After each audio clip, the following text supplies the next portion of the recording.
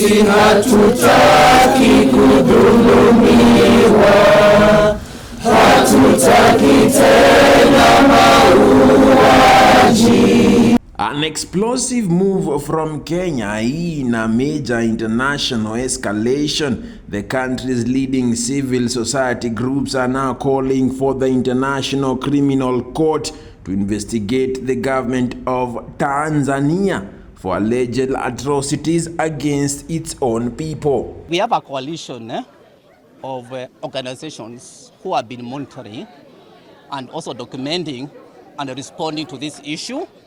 And last week we issued a comprehensive statement around this. The stunning demand was made in Bondo at the graveside of former Prime Minister, the late Raila Odinga, a site chosen for its profound symbolic weight. We are here because Baba was a human rights defender.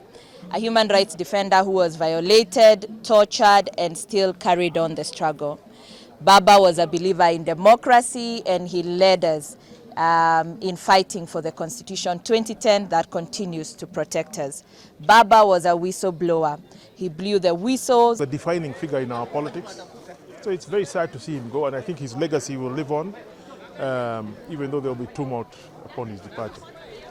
Our work revolves around the issues that he fought so hard for with so much resilience and courage, and it's really to just give also our appreciation to the family, and also to say that even as much as Baba is gone, the spirit and the vision that he had for a free Kenya, liberated Kenya, for the third liberation, that we continue with that agenda in the work and interventions that we continue to do in terms of governance and human rights. Led by the Kenya Human Rights Commission and the groups condemned President Samia Suluhu Hassan's proposed reconciliation, branding it a whitewash designed to cover up state-sponsored violence following last month's election. We are calling for truth, justice, and accountability, and as actors we are also refused these other mechanisms she's proposing, because they are part of whitewash and cover-up. Dennis Malombe, Executive Director at the Kenya Human Rights Commission, was unequivocal, stating that local mechanisms have no power to investigate a sitting head of a state. Actually, we are calling for the International Criminal Court to intervene, because we understand the reconciliation mechanisms are not able to investigate atrocities committed by a sitting head of state in Africa.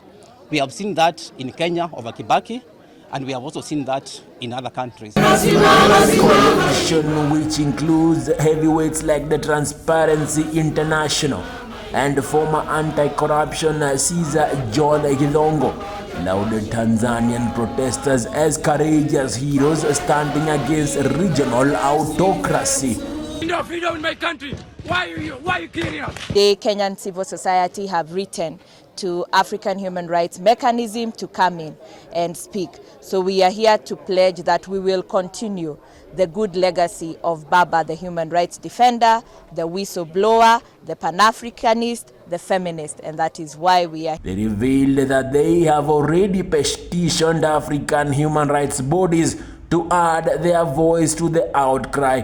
It's a state of repression which is targeting not just Kenyans but also other residents. So we are looking at this as part of the broader issue of transnational repression, and we are therefore calling for accountability on Suluhu. Framing their crusade as part of Raila Odinga's legacy, they vowed to champion a third liberation across East Africa, with Githongo hailing Odinga as an enduring center of gravity of democracy and justice. In many senses, when Raila Odinga went left, there are many who just went left with him. There are also many who went right against him. He was a defining figure in our politics.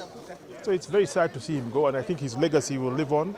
This is not just a mere statement, it's a defiant, politically charged challenge from Nairobi to Dar es Salaam, placing Tanzania's internal crisis squarely on the world stage. Therefore calling for accountability on Suluhu, because his conduct actually is a gross violation of human rights, And also this idea of also mismanaging elections, and then when people contest the outcome, you also violate their rights. It's also something we are looking into. The ICC is now formally being asked to act.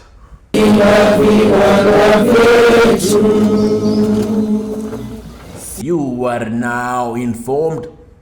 Sema TV. Tutakitenda mauaji.